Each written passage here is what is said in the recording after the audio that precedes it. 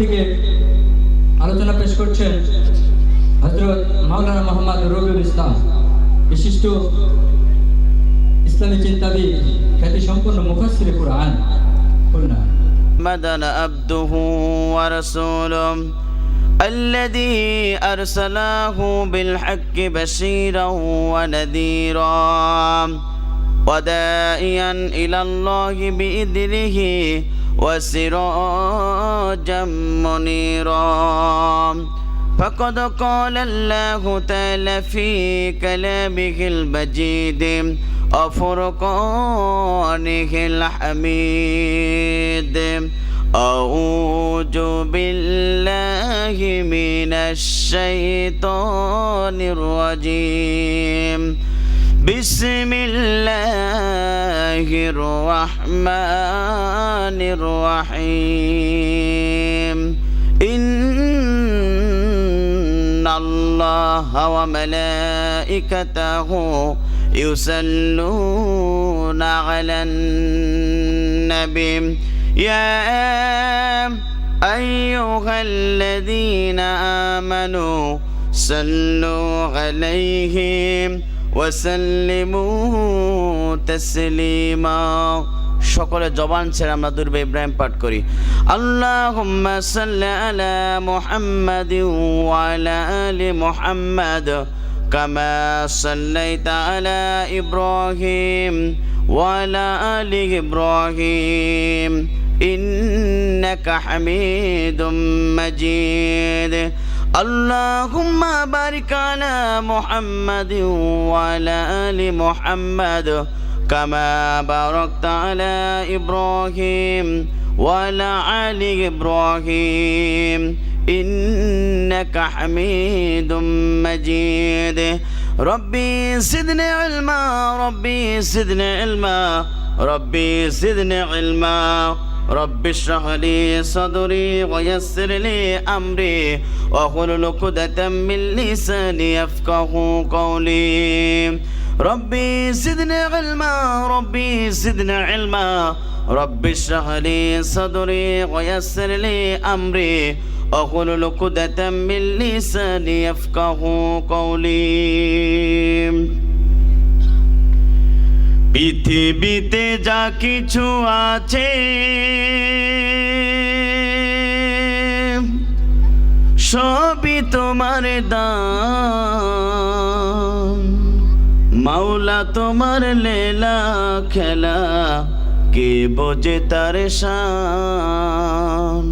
মাওলা তোমার লীলা খেলা কে বোঝে তার শান. পৃথিবীতে যা কিছু আছে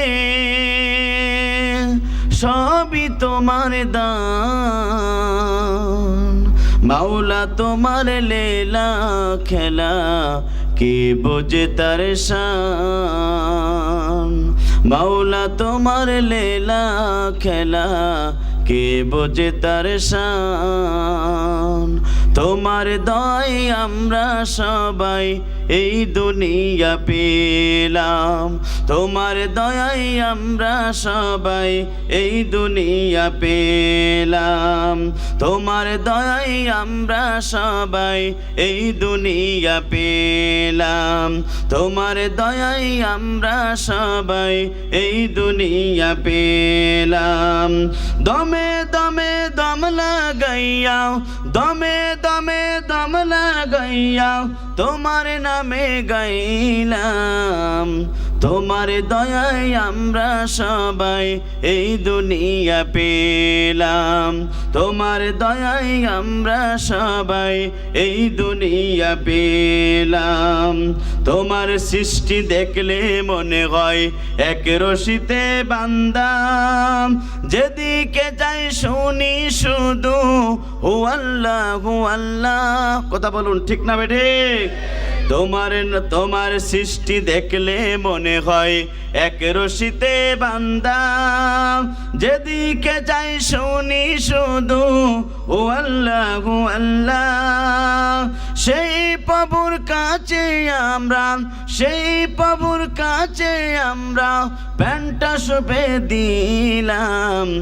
তোমার দয়ায় আমরা সবাই এই দুনিয়া পেলাম, তোমার দয়ায় আমরা সবাই এই দুনিয়া পেলাম। দমে দমে দম লাগাইয়া, দমে দমে দম লাগাইয়া তোমার নামে গাইলাম, তোমার দয়ায় আমরা সবাই এই দুনিয়া পেলাম, তোমার দয়ায় আমরা সবাই এই দুনিয়া পেলাম। তোমার সিজদা তামাম সৃষ্টি সকাল দুপুর সন্ধ্যা, আমি অধম তারি আদলে হয়ে গেলাম বান্দা। কথা বলুন ঠিক না বেঠিক? তোমার সিজদা তামাম সৃষ্টি সকাল দুপুর সন্ধ্যা, আমি অধম তারি আদলে হয়ে গেলাম বান্দা। হৃদয় মাঝে আমরা প্রভু, হৃদয় মাঝে আমরা প্রভু তোমার পরম লাইলাম, তোমার দয়ায় আমরা সবাই এই দুনিয়া পেলাম, তোমার দয়ায় আমরা সবাই এই দুনিয়া পেলাম।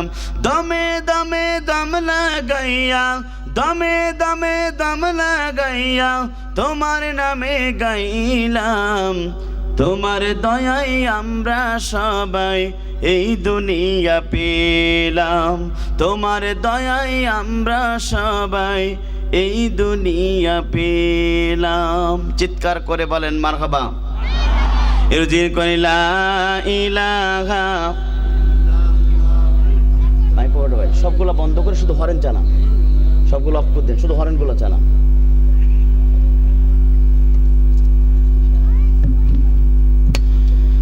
রুজির করি লা ইলাহা ও সুবহানাল্লাহ আলহামদুলিল্লাহ লা ইলাহা ও সুবহানাল্লাহ আলহামদুলিল্লাহ লা ইলাহা। আসমানে আল্লাহ, জমিনে আল্লাহ, হায়াতে আল্লাহ, মাউতে আল্লাহ, লা ইলাহা ও সুবহানাল্লাহ আলহামদুলিল্লাহ লা ইলাহা। কুরআন আমাদের সংবিধান, ওরাও সবাই তার বিজয় নিশান। কথা বলুন ঠিক না বেঠিক? আপনার আমার সংবিধানের নাম কি? কারা কারা মুসলমান? দুহাত তুলে একটু আল্লাহকে দেখান।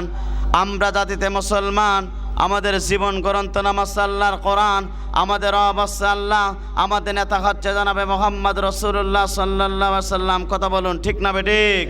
আমাদের অবস্থা আল্লাহ, আমাদের নেতা হচ্ছে জনাবে মোহাম্মদ রসুল্লাহ সাল্লাল্লাহু আলাইহি সাল্লাম, আর মুসলমানদের জীবন গ্রন্থ নামাজ আল্লাহর কোরআন। কথা বলুন ঠিক না বেঠিক? কিছুদিন আগে আমরা দেখতে পেরেছিলাম ফ্রান্সের সরকারের প্রধানমন্ত্রী ম্যাক্রো বিশ্বনবীকে নিয়ে কটূক্তি করেছিল। বাংলাদেশের তৌহিদি জনতারা টেকনাফ থেকে তেতুলিয়া, রূপসা থেকে পাতুলিয়া, সুন্দরবন থেকে বান্দরবন, প্রত্যেক ট্যাঙ্কসের মুসলমানেরা মাথায় কাপড়ের কাপড় বেঁধে বিশ্বনবীর পক্ষে গোটা পৃথিবীতে মুসলমান বিশ্বনবীর পক্ষে ঝাঁপিয়ে পড়েছিল। আমরা সেই নবীর উম্মত। কথা বলুন ঠিক না বেঠিক?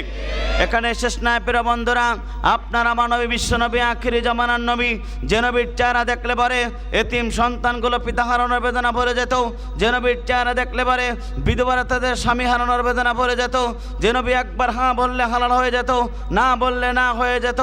আপনার আমার নবী বিশ্বনবী আখিরি জামানার নবী এই জমিনে কালেমার দাওয়াত দেওয়ার কারণে আবু জেহেল সরকারের মিথ্যা মামলা খেয়ে দীর্ঘ 29টি মাস কারাবরণ করেছিল।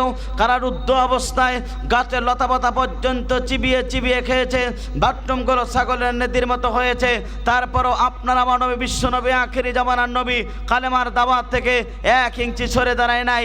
আমরা সেই নবীর উম্মত। কথা বলুন ঠিক না বেঠিক? এখানে শেষ নাই প্রিয় বন্ধুরা, আপনার আমার নবী বিশ্বনবী আখিরি জামানার নবী এই জমিনে কালেমার দাওয়াত দেওয়ার কারণে তাইপের দুষ্ট যুবকেরা আল্লাহ রসুলকে তারা টার্গেট করে বৃষ্টির মতন পাথর মেরেছিল। পাথরে আঘাতপ্রাপ্ত হয়ে বিশ্বনবীর আত্মার সারা শরীর থেকে রক্ত বের হয়েছিল। তায়েফের ময়দানে বিশ্বনবী 3টি বার যেন বেহুশ হয়ে গিয়েছিল। এই কালেমার দাওয়াত দেওয়ার কারণে আল্লাহ রসুলের আত্মা তিনি তায়েফের ময়দানে রক্তাক্ত হয়েছিল।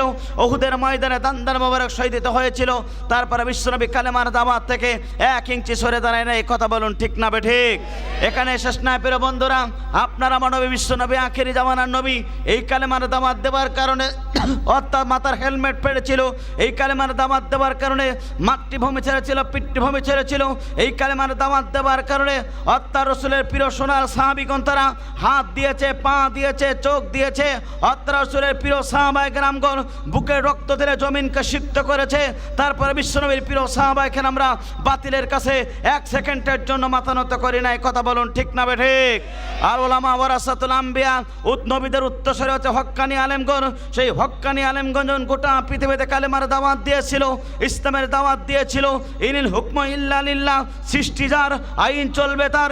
এই কালেমার দাওয়াত দেওয়ার কারণে অর্থাৎ অসংখ্য আলেমকে দুনিয়ার মাঝ থেকে জালেমরা বিতাড়িত করেছে। এই দুনিয়ার মাঝ থেকে তাদেরকে অন্যায়ভাবে হত্যা করেছে। তারপরে একজন আলেম গোটা পৃথিবীতে কোনো জালিম স্বৈরাচারের কাছে 1 সেকেন্ডের জন্য মাথা নত করি নাই। কথা বলুন ঠিক না বেঠিক? আফসোস লাগে, দুঃখ লাগে প্রিয় বন্ধুরা, লক্ষ্য করুন। যিনি গোটা পৃথিবীতে 50টা বছর ধরে কোরআনের তাফসীর করেছিল, কাবা ঘরে 3 দিন ইতিকাফ করার সুযোগ পেয়েছিল, 2 রাকাত নামাজ পড়ার সুযোগ পেয়েছিল, যার কণ্ঠে তাফসীর শুনে অসংখ্য ইহুদি এবং নাস্তিকরা কালেমা পড়ে মুসলমান হয়ে গিয়েছিল, যার জন্য অসংখ্য যুবকেরা এই বাংলাদেশের বুকে জীবন দিয়েছিল, যার জন্য অসংখ্য মুরব্বীরা পর্যন্ত এখন চাই নামাজে বসে বসে কাঁদে, যার জন্য গোটা পৃথিবীর মুসলমান কাঁদে। অর্থাৎ কোরআনের পাখি বাংলাদেশের সবচেয়ে সেরা আলেম আল্লামা সাঈদী পর্যন্ত 13টি বছর ধরে জালিমের জুলুমের শিকার হয়েছে। বাতিলের কাছে 1 সেকেন্ডের জন্য মাথা নত করি নাই। কথা বলুন ঠিক না বেঠিক? সুতরাং বিশ্বনবীর মতন করে যদি আপনার আমার রক্ত দেওয়া লাগে, বিশ্বনবীর মতন করে যদি আপনাকে আমাকে যদি মিথ্যা মামলা খাওয়া লাগে, বিশ্বনবীর মতন করে যদি আপনাকে আমাকে যদি মাতৃভূমি ছাড়তে হয়, পিতৃভূমি ছাড়তে হয়, রসুলের মতন করে যদি আপনার মাথার হেলমেট ফাটানো লাগে, বিশ্বনবীর প্রিয় সোনা সাহাবীদের মতন করে যদি হাত দিতে হয়, পা দিতে হয়, কান দিতে হয়, বাংলাদেশে আলেমদের মতন করে অর্থাৎ আল্লামা সাঈদীর মতন করে যদি আপনাকে আমাকে যদি নির্মম অত্যাচার করার পরেও জীবন যদি চলে যায়, মুসলমান তাতেও রাজি আছেন। 1 ইঞ্চি জমিন আর কোরআন ছাড়বেন না। কারা কারা? দুহাত তুলে আল্লাহকে দেখে দেয় তারা।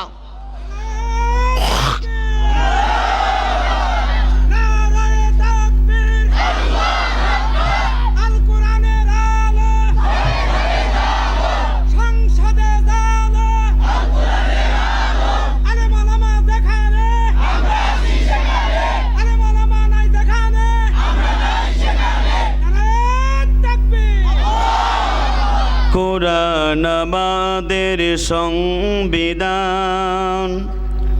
ওরাও সবাই তার বিজয় নিশান। নেতা আমাদের রাসূলুল্লাহ, লা ইলাহা ও লা ইলাহা লা ইলাহা ইল্লাল্লাহু মুহাম্মাদুর রাসূলুল্লাহ সাল্লাল্লাহু আলাইহি ওয়াসাল্লাম। আলহামদুলিল্লাহ, বাংলাদেশের ঐতিহ্যবাহী জেলা রাজশাহী বিভাগ, রাজশাহী জেলার ঐতিহ্যবাহী মোহনপুর থানার মোল্লাডাঙ্গি সরকারি প্রাথমিক বিদ্যালয় মাঠে আজকের এই বিশাল 4র্থ বার্ষিক তাফসীরুল কোরআন মাহফিলের মুজ্জাজ মুহতারাম সাহেব সদর সম্মানিত সভাপতি, বয়বিরুদ্ধ জ্ঞান বিরুদ্ধ আলেমে দ্বীন জনাব মাওলানা মোহাম্মদ আব্দুল গফুর সাহেব, মুহতামিম রায়ঘাটি জামেআ কোরআনিয়া কওমি মাদ্রাসা আতানুল্লাহ ফি হায়াতি। আমরা দোয়া করি আল্লাহ পাক সম্মানিত সভাপতিকে ইসলামের জন্য, কোরআনের জন্য কবুল করুক। চিৎকার করে বলুন আল্লাহুম্মা আমিন। আজকের এই তাফসীরুল কোরআন মাহফিলের সম্মানিত সহসভাপতিবৃন্দ জনাব মোহাম্মদ আজহারুল ইসলাম, জনাব আলহাজ মোহাম্মদ আব্দুল হাকিম মিদাম, জনাব আলহাজ মোহাম্মদ আসলাম খান, জনাব মোহাম্মদ আব্দুল জলিল মণ্ডল। আল্লাহ পাক সকলকে ইসলামের জন্য, কোরআনের জন্য কবুল করুক। চিৎকার করে বলুন আল্লাহুম্মা আমিন। আজকের এই তাফসীরুল কোরআন মাহফিলের সম্মানিত প্রধান অতিথি জনাব অ্যাডভোকেট শফিকুল হক মিলন, 93 পুনর্বাসন বিষয়ক সহ সম্পাদক, ও সাবেক সাধারণ সম্পাদক রাজশাহী মহানগর বিএনপি। আল্লাহ পাক সম্মানিত প্রধান অতিথিকে ইসলামের জন্য কোরআনের জন্য কবুল করুক। চিৎকার করে বলুন আল্লাহুম্মা আমিন। বিশেষ অতিথি জনাব অধ্যাপক মোহাম্মদ আব্দুস সামাদ, সাবেক উপজেলা চেয়ারম্যান ও সাবেক সভাপতি উপজেলা বিএনপি মোহনপুর রাজশাহী। আল্লাহ পাক তাকে ইসলামের জন্য কবুল করুক। চিৎকার করে বলুন আল্লাহুম্মা আমিন। আমন্ত্রিত মেহমানবৃন্দ, আজকের এই তাফসীরুল কোরআন মাহফিলের আলোচনা করে আপনাদেরকে ধন্য করেছেন হযরত মাওলানা হাফেজ মাওলানা মোহাম্মদ হাফিজুর রহমান মোল্লাডাঙ্গি, মাওলানা মোহাম্মদ জাহিদুল ইসলাম পেশ ইমাম মোল্লাডাঙ্গি জামে মসজিদ।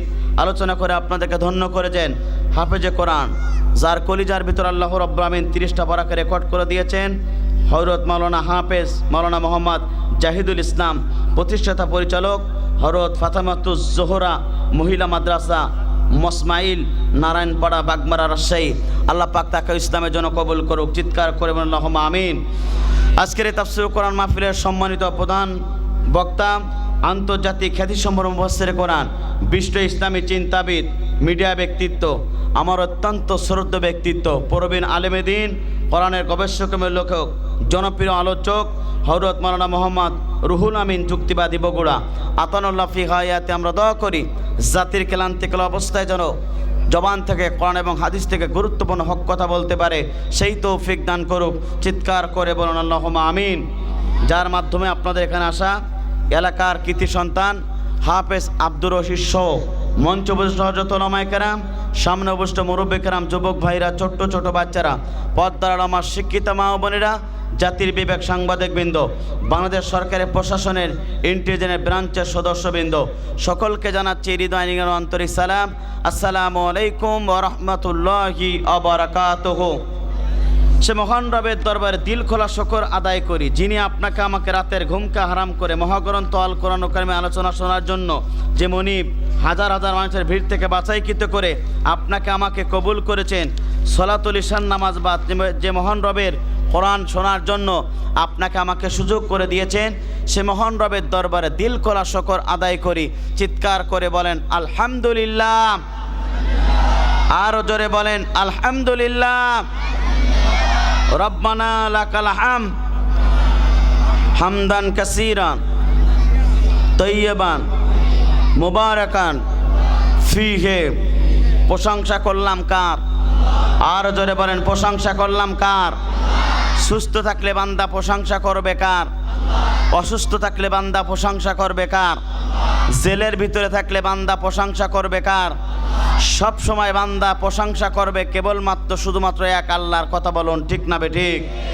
দুরূদ এবং সালাম যাপন করি বিশ্বমানবতার একমাত্র দিশারি, বিশ্ববাণীবিদ, আপনার আমার নবী নবীদের সর্দার, যে নবী গোটা পৃথিবীতে মানুষের তৈরি করা আইনের গোলামি না করে কেবলমাত্র শুধুমাত্র একমাত্র এই কালেমার দাওয়াত দেওয়ার কারণে, ইসলামের দাওয়াত দেওয়ার কারণে জাতির লোকদেরকে জাহান্নাম থেকে বাঁচিয়ে আল্লাহর জান্নাতের পথের ঠিকানা ব্যবস্থা গ্রহণ করার কারণে আবু জেহেল সরকার মিথ্যা মামলা খেয়ে আপনার আমার নবী, বিশ্ব নবী, আখেরি জামানার নবী, যে নবীর মান মর্যাদা এই পৃথিবীতে আল্লাহ পাক সবচেয়ে বেশি দিয়েছেন, যে নবী একবার হাঁ বললে হালাল হয়ে যেত, যে নবী না বললে না হয়ে যেত, যে নবী একবার হাঁ বললে উহুদ পাহাড়কে বিশ্ব নবীর জন্য শূন্য করে দিতেন, যে নবীর হাতের ইশারায় চন্দ্রগুলো দ্বিখণ্ডিত হয়ে গিয়েছিল। কিয়ামতের ময়দান কঠিন মুসিবতের দিন, যেদিন সূর্যগুলো মাথার উপরে চলে আসবে, জমিনগুলো তামা হয়ে যাবে, গুনাহগার ব্যক্তির জুব্বাগুলো যখন নাবিস্তক ঝরে যাবে, কানতে কানতে যেদিন চোখের পানি ফুরিয়ে যাবে, চক্ষু দিয়ে যেদিন রক্ত প্রবাহিত হবে, যেদিন সন্তান পিতার পরিচয় দেবে না, পিতাও সন্তানের পরিচয় দেবে না, যেদিন স্বামী তার স্ত্রী পরিচয় দেবে না, স্ত্রীও স্বামীর পরিচয় দেবে না, যে নেতাকে জেতানোর জন্য কত অবৈধ স্লোগান দিয়েছেন, কিয়ামতের ময়দানে ওই নেতা আপনাকে দেখলে ব্যাক গ্যারেজ দৌড় মারার জন্য যে আপনার চেষ্টা করবে, অর্থাৎ নেতা কর্মীর পরিচয় দেবে না, কর্মীরাও নেতার পরিচয় দেবে না। যেদিন কেউ কারোর পরিচয় দিতে চাইবে না, ওই বিভীষিক অবস্থায় আপনার আমার নবী, বিশ্ব নবী, আখেরি জামানার নবী হাউজে কাউসারের পানির পেয়ালা নিয়ে আপনার আমার জন্য অপেক্ষমান থাকবে। কথা বলুন ঠিক না বেঠিক? আজকের এই তাফসীর মাহফিল থেকে সে নবীর প্রতি দুরূদ আর সালাম শোয়েব আলী সাল্লাল্লাহু আলাইহি সাল্লাম মাগফিরাত কামনা করি সেসব ভাইদের জন্য যাদের জীবনটা ইসলামের জন্য দিয়েছেন, কোরআনের জন্য দিয়ে গোটা পৃথিবীতে যাদের নামগুলো স্বর্ণ অক্ষরে লেখা হয়েছে। বিশেষ করে 2024 সালে বাংলাদেশকে নতুনভাবে স্বাধীনতা আনতে গিয়ে যেসব বৈষম্যবাদী ছাত্র আন্দোলনের ছাত্র ভাইরা যারা তাদের রক্তের বিনিময়ে অর্জিত আত্মার জীবনের বিনিময়ে এই বাংলাদেশকে নতুনভাবে স্বাধীনতা আনতে গিয়ে যারা তাদের তাজা বুকে রক্ত ধরে জমিনকে সুক্ত করেছে, আজকের এই তাফসির মাহফিল থেকে সেসব শহীদ ভাইয়ের রুহের মাগফিরাত কামনা করি। আল্লাহ পাক জান্নাতের সর্বস্তে তাদের মর্যাদা দান করুক। চিৎকার করে বলেন আল্লাহুম্মা আমিন। প্রিয় উপস্থিতি, আপনারা সবাই কোরআনের ময়দানে আসতে পেরে খুশি না বেজার? জোরে বলেন খুশি না বেজার? কারা কারা বেজার দোহাত তোলে আল্লাহকে দেখান। আপনারা সবাই খুশি? এবার কারা কারা খুশি দোহাত তোলে এবার আল্লাহকে দেখান। লিল্লাহে তাকবীর, লিল্লাহে তাকবীর। হাত নামান। আমরা এই কারণে খুশি, কারণ পৃথিবীর সবচেয়ে দামি স্থান, দামি জায়গা, দামি মজলিসে আমরা এখন বসে গেছি। কথা বলুন ঠিক না বেঠিক? আমার বন্ধুরা, আপনাদের মনে হচ্ছে এলাকার এই ডাঙ্গিপাড়া একখণ্ড জমি, কিন্তু বিশ্বনবীর ভাষায় আমরা এখন বসে আছি জান্নাতের বাগানে। চিৎকার করে বলেন আল্লাহু আকবার।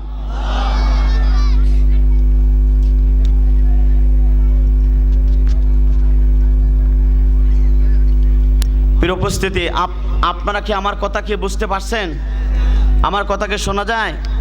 তবে আমার আধা ঘন্টা ওয়াজ করলে গলা বসে যাবে, এটাই স্বাভাবিক। কারণ একটা বক্তার সবচেয়ে প্রিয় জিনিস হচ্ছে মাইক। কথা বলুন ঠিক না বেঠিক? যা আছে ভালো, এর থেকে আর হবে না। কারণ আমার বন্ধুরা, মাইক যদি ভালো হয়, গলার যদি খারাপও থাকে, মাইকের কারণে আলোচনা কিন্তু ফুটে যায়। কথা বলুন ঠিক না বেঠিক? আর মাইক যদি খারাপ হয়, বাংলাদেশের যদি আজহারিকে দিয়ে ওয়াজ করান, ওই ওয়াজ কেউ শুনতে চাইবেন, এটাই স্বাভাবিক। কথা বলুন ঠিক না বেঠিক?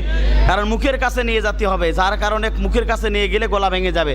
দূর থেকে আমাকে কথা বলতেই হবে। আমার লাগাতার প্রোগ্রাম, প্রতিদিন প্রোগ্রাম আছে, যার কারণে আমি বুঝতে পেরেছি প্রথমে এসেই যে মাইকের অবস্থা খুবই খারাপ। যা আছে এতেই কথা বলতে হবে। কথা বলুন ঠিক না বেঠিক? আমি আগেই বলছি, বাবা এই দুটো বন্ধ করে দাও, এসব বন্ধ করো, হয়রানগুলো আমার দিকে একটু অবস্থা বাড়িয়ে দাও। এত সুন্দর প্যান্ডেল খরচ করে এরা করলো, তোমার মাইক তো ভালো না।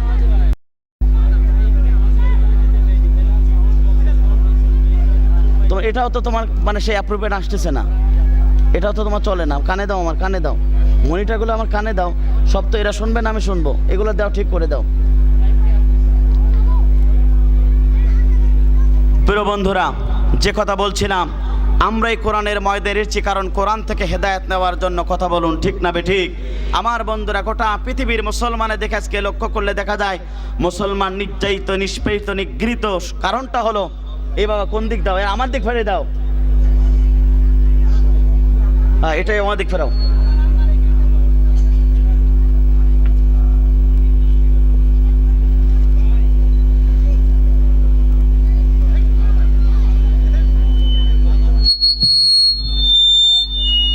আমার বন্ধুরা, যে কথা বলছিলাম, গোটা পৃথিবীর দিকে মুসলমান লক্ষ্য করে দেখা যায় মুসলমান আজকে নির্যাতিত, নিষ্পেষিত, নিগৃহীত। কথা বলুন ঠিক না বেঠিক? অশান্তিময় পৃথিবীকে যদি শান্তি আনতে চান, বলুন তো কোরআন ছাড়া কি মুসলমান শান্তি পাবে? জোরে বলেন পাবে না। মুসলমান কোরআন ছাড়া শান্তি পাবে না। আপনাকে আমাকে যদি মুখে হাসি ফোটাতে চান, আপনার আমার কোরআন দরকার সমাজে। কথা বলুন ঠিক না বেঠিক? আমার বন্ধুরা লক্ষ্য করুন, আজকে বাংলাদেশের অবস্থা এমন, আজকে জালিমের অবসান হয়েছে, কিন্তু আজকে মুসলমানদের মুখে হাসি নেই। কারণটা হলো, কোরআনের সমাজ না থাকলে মুসলমান শান্তিতে নির্বিঘ্নে ঘুমাতে পারে না। কথা বলুন ঠিক না বেঠিক? আমার বন্ধুরা, এই জন্য শান্তি যদি পেতে চান, কোরআনের রাষ্ট্র দরকার, কোরআনের শাসন ব্যবস্থা দরকার। যেখানেই কোরআন আছে সেখানেই শান্তি আছে। এই কথা কার? জোরে বলেন কার? আমার বন্ধুরা, আপনি আমি এই কোরআনের ময়দানে এসেছি। অনেকে বলে কোরআনের তাফসীর মাহফিল দিয়ে লাভ কি, কিন্তু লাভ আছে না নাই? জোরে বলেন আছে না নাই? কোরআনের মঞ্চ একটা দামি মঞ্চ, এখানে আসলে আপনার আমার জন্য সবচেয়ে মূল্যবান সময় কোরআনের জন্য ব্যয় করলে এতটুক সময় হিসাব আল্লাহ তাআলা আপনার কাছ থেকে আমার কাছ থেকে নেবে না। চিৎকার করে বলেন আল্লাহু আকবার। আমার বন্ধুরা, এই কোরআনের ময়দানে আসলে এই কারণেই আল্লাহ পাক বলছেন, ওয়াজাক্কির ফাইন্না যিকরা তানফাউল মুমিনিন। হে নবী, আপনি মুমিনদেরকে কোরআন শোনান, কারণ মুমিনদেরকে যদি আপনি কোরআন শোনান তাহলে মুমিনদের জীবনে অবশ্যই উপকার আসবে। চিৎকার করে বলেন আল্লাহু আকবার। এই কথা কার? জোরে বলেন কার? আল্লাহ। শুধু এখানে শেষ নাই, রসুল বলছেন তাদারুসুল ইলমি সাআতি মিনাল লাইলি, যারা 1 ঘন্টা কোরআনের জন্য ব্যয় করবে 60 বছর নফল ইবাদত করলে যে পরিমাণ সওয়াব হবে, 1 ঘন্টা কোরআনের জন্য ব্যয় করলে সেই পরিমাণ সওয়াব আপনার আমলনামায় লেখা হবে। এখানেই শেষ নাই প্রিয় বন্ধুরা।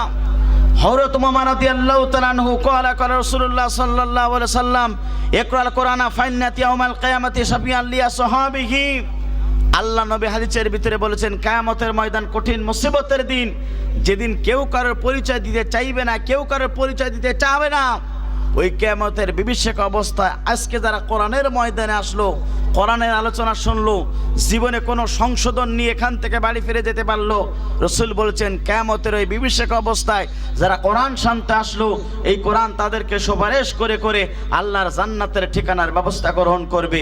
চিৎকার করে বলেন আল্লাহু আকবার। আমার বন্ধুরা, তাহলে এই কোরআনের ময়দানে আসার দরকার আছে না নাই? কোরআন আপনাকে হাতছানি দিয়ে ডাকছে, কোরআন আপনাকে মুক্তির পথ, কোরআন যেখানে আছে সেখানে শান্তি। আমার বন্ধুরা, সুতরাং কোরআন ছাড়া মুসলমান মানুষের তৈরি করা আইন দিয়ে মুসলমানের মুখে হাসি ফোটানো যায় না। মুসলমানের মুখে যদি হাসি ফোটাতে চান, আল্লাহর কোরআন দরকার। কথা বলুন ঠিক না বেঠিক? আমার বন্ধুরা, সুতরাং আমরা যারা তাফসীর মাহফিলে এসেছি, বলুন তো আমরা খুশি না বেজার? কারণ আমরা এখানে এসেছি ঈমান বৃদ্ধি করার জন্য। কথা বলুন ঠিক না বেঠিক?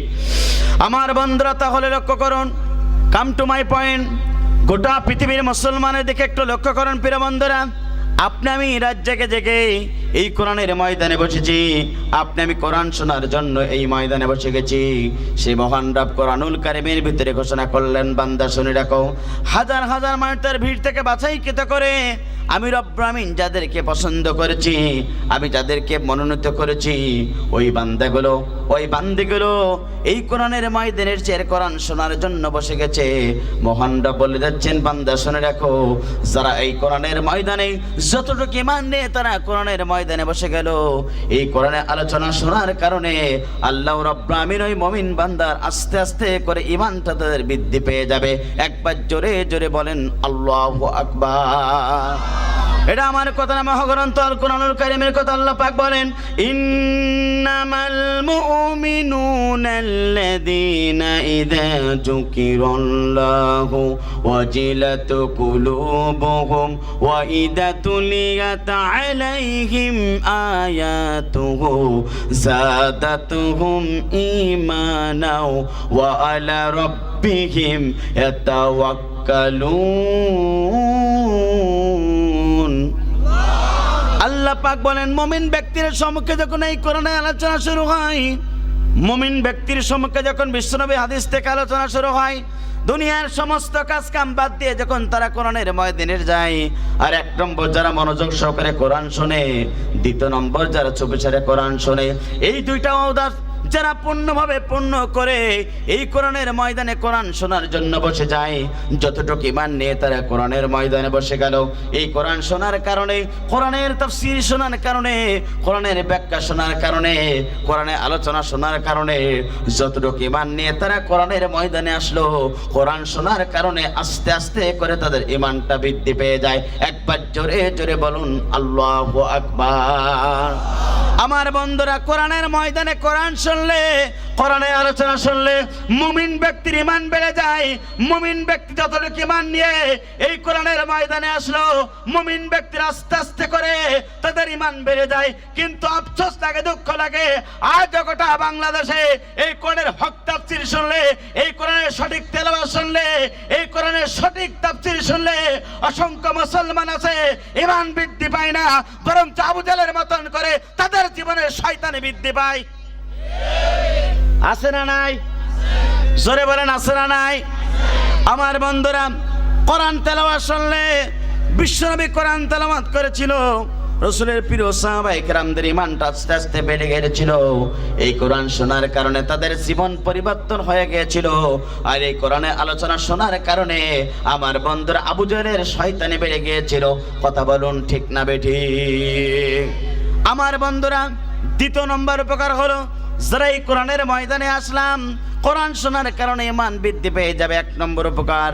2 নম্বর উপকার হলো, আমার বন্ধুরা একটু লক্ষ্য করুন, এই ময়দানে যেহেতু কোরআন শোনার জন্য বসে গেছি, যারা কোরআন শোনে এরা দুনিয়ার কোনো মানুষের প্রতি ভরসা করে না, এরা কেবলমাত্র শুধুমাত্র একমাত্র আল্লাহর প্রতি তারা ভরসা করে। একবার জোরে জোরে বলুন আল্লাহু আকবার। যারা কোরআন শোনে তাদের 2টা জীবনে উপকার হয়। 1 নম্বর উপকার হলো, যতটুকু ঈমান নিয়ে আমরা কোরআনের ময়দানে আসলাম, কোরআন শোনার জন্য বসে গেলাম, কোরআনের তাফসীর শুনলে আপনার ঈমান বৃদ্ধি পেয়ে যায়। চিৎকার করে বলেন আল্লাহু আকবার। 2 নম্বর উপকার হলো, যারা কোরআন শোনে দুনিয়ার কোনো মানুষের প্রতি তারা ভরসা করে না, ভরসা করে কার প্রতি? জোরে বলেন কার প্রতি? আমার বন্ধুরা, ঈমান একটি অন্যতম সম্পদ। ঈমান যার থাকবে সে আল্লাহর জান্নাত পাবে। ঈমান যার থাকবে সে আল্লাহর জান্নাত পাবে। আমার বন্ধুরা একটু লক্ষ্য করুন, দেহের ভিতরে হৃৎপিণ্ড থাকলে যেমন দেহের মূল্য আছে, দেহের ভিতরে হৃৎপিণ্ড না থাকলে যেমন দেহের মূল্য থাকে না, একজন ব্যক্তির জীবনে ঈমান না থাকলে আল্লাহ তাআলার কাছে কোনো তার মূল্য থাকে না। কথা বলুন ঠিক না বেঠিক? সুতরাং একজন ঈমানদারের ঈমানটা এতটাই দামি, গোটা পৃথিবীর সমস্ত সম্পদ যদি একদিকে দেওয়া হয়, আর একজন ঈমানদারের ঈমানের পাল্লা যদি একদিকে দেওয়া হয়, গোটা পৃথিবীর সমস্ত সম্পদের চেয়ে একজন ঈমানদারের ঈমানটা হচ্ছে আল্লাহ তাআলার কাছে সবচেয়ে বড় দামি। কথা বলুন ঠিক না বেঠিক? সুতরাং যুগে যুগে যারা ঈমানের দাবিতে আল্লাহর জমিনে বিশ্বাস স্থাপন করেছিল, যুগে যুগে যারা আল্লাহর জমিনে হকের পক্ষে ছিল, কালেমার পক্ষে ছিল, হকের পক্ষে থাকার কারণে জালিমরা অর্থাৎ ঈমানদারকে বুকের রক্ত থাতড়া করে গেছে। একজন ঈমানদার বাতিলের কাছে 1 সেকেন্ডের জন্য মাথা নত করি নাই। কারণটা হলো, তারা জানে ঈমান যদি আমার থাকে তাহলে আমি আল্লাহর জান্নাত পাবো, আর ঈমান যদি আমার না থাকে গোটা পৃথিবীর সমস্ত সম্পদ দিয়ে আল্লাহর জান্নাত আমি পাবো না। কথা বলুন ঠিক না বেঠিক?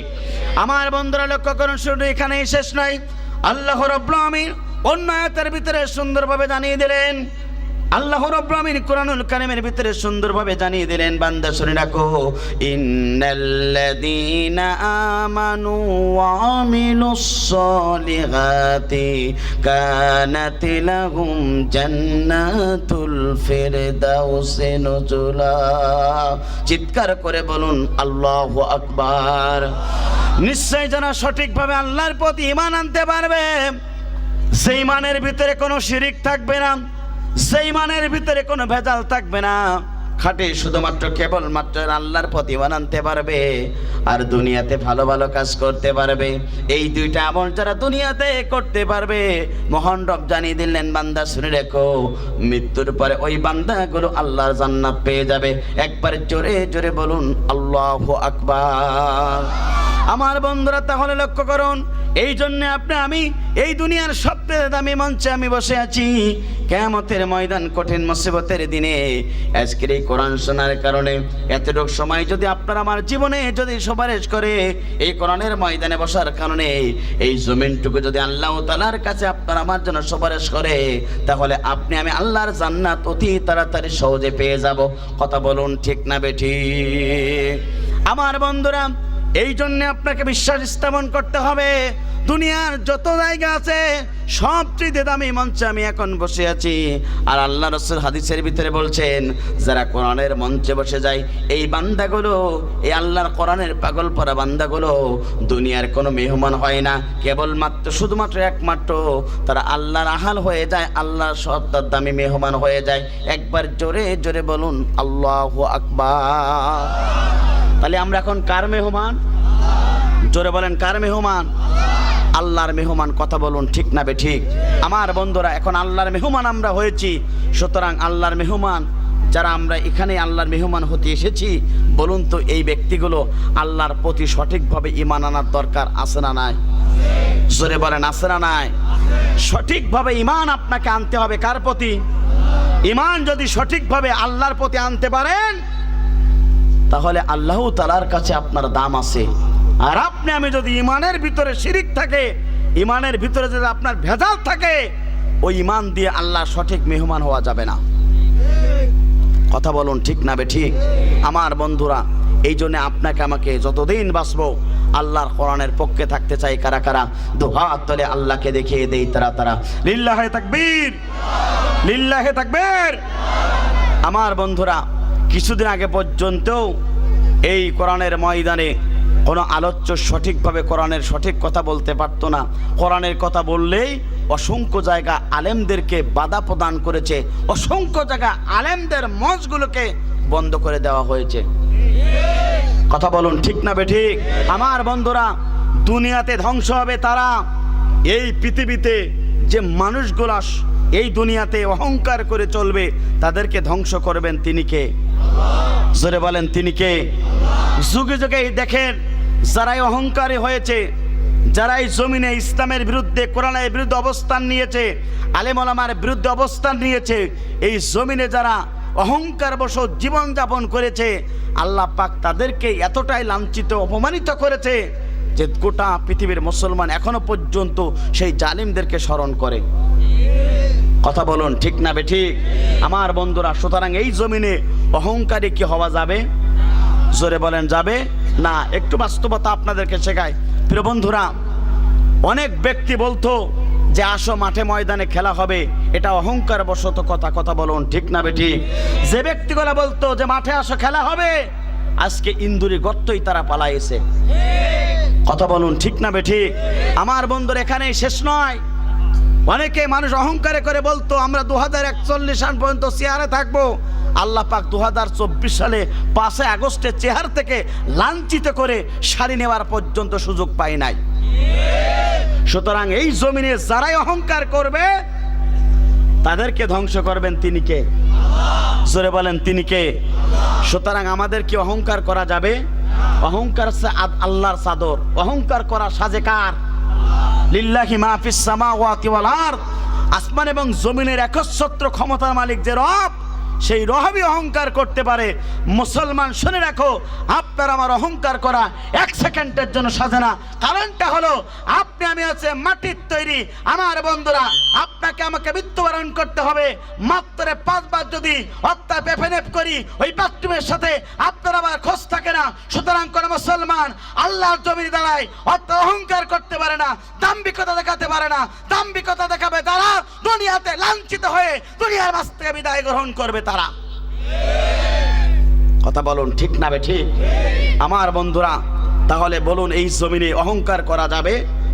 অহংকার যারা করেছে তারাই দুনিয়ার মাঝ থেকে লাঞ্ছিত করেছেন তিনি কে? জোরে বলেন তিনি কে? আমার বন্ধুরা, আজকে আমি সেই বিষয়ের উপর আলোচনা করতে চাই।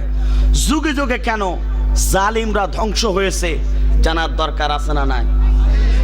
যুগে যুগে কেন জালিমরা ধ্বংস হয়, কি কারণে তারা ধ্বংস হয়, আমার বন্ধুরা জানার দরকার আছে না নাই?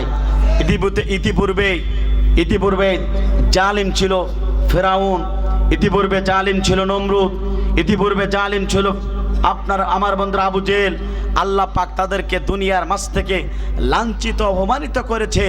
আজ গোটা পৃথিবীর মুসলমান, বাংলার মুসলমান দেখলো যে এই পৃথিবীতে যারা আলেমদের বিরুদ্ধে, কোরআনের বিরুদ্ধে, ইসলামের বিরুদ্ধে, তাফসীর মাহফিলের বিরুদ্ধে যারাই দাঁড়িয়েছিল, আল্লাহ পাক তাদেরকেও দুনিয়ার মাঝ থেকে লাঞ্ছিত অপমানিত করে পৃথিবীর মাঝ থেকে আল্লাহ পাক তাদেরকে ধ্বংসগ্রহণ করিয়েছে।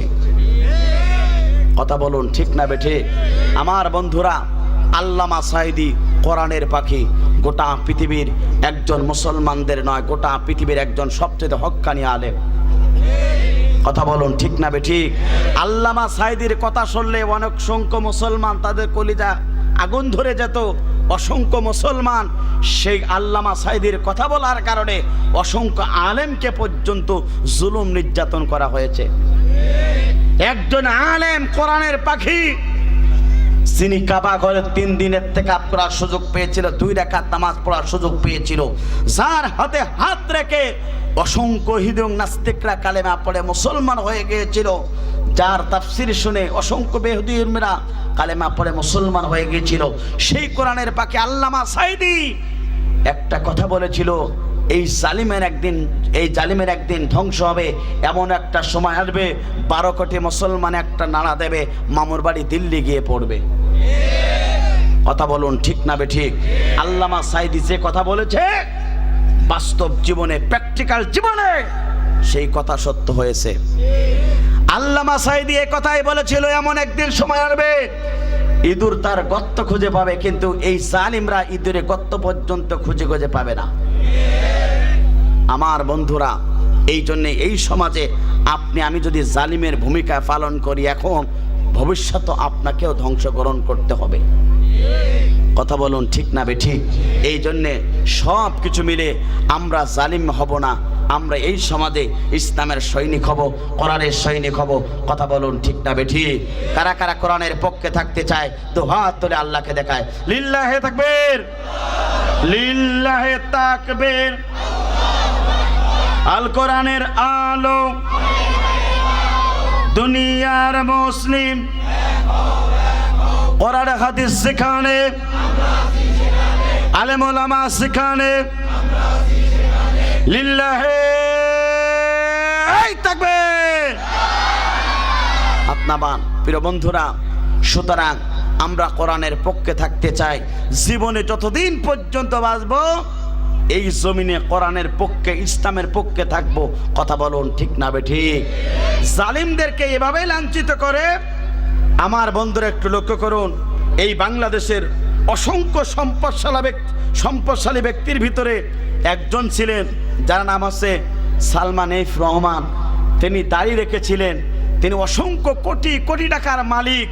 আমার বন্ধুরা, জালিম ধ্বংস হলো, এমনভাবে পালিয়েছে, রসুলের সুন্নাত দাড়ি কেটে পালানোর জন্য চেষ্টা করেছে। তারপরও আল্লাহ পাক ইন্না বাশশা রাব্বিকা লাশাদীদ এমন ধরা ধরলো, গোটা পৃথিবীর মুসলমানদের সম্মুখে আজকে আল্লাহ পাক তাকে লাঞ্ছিত করলো। সবকিছু পারেন তিনি কে? জোরে বলেন তিনি কে? কোটি কোটি টাকা থাকার পরেও আজকে তিনি লাঞ্ছিত। তাহলে এই সম্পদ, এই ক্ষমতা আপনার আমার জীবনে কোনো কাজে আসবে? জোরে বলেন আসবে না। আমার বন্ধুরা, তাহলে লক্ষ্য করুন, যুগে যুগে জালিম যারা ছিল, আল্লাহ রাব্বুল আমিন তাদেরকে এই পৃথিবীর মাঝ থেকে ধ্বংস করেছে। আমার বন্ধুরা একটু লক্ষ্য করুন, আজও যারা এই পৃথিবীতে জালিমের ভূমিকায় থাকবে, আল্লাহ রাব্বুল আমিন তাদেরকে পর্যন্ত ধ্বংস করবে। কথা বলুন ঠিক না বেঠিক? আমার বন্ধুরা, এই পৃথিবীতে জালিমরা ধ্বংস হয় 5টি কারণে।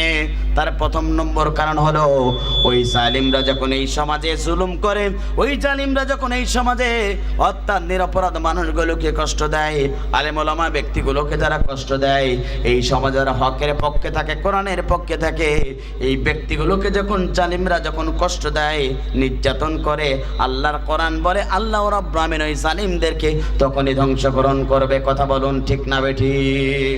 এটা আমার কথা না, মহাগ্রন্থ আল কোরআনুল কারীমের কথা।